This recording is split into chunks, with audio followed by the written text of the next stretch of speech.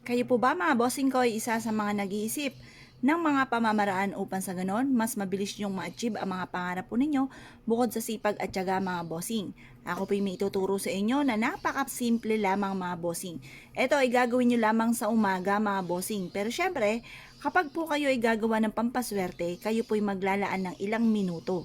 Kailangan po mga bossing ko ay magmumula sa puso po ang inyong kahilingan.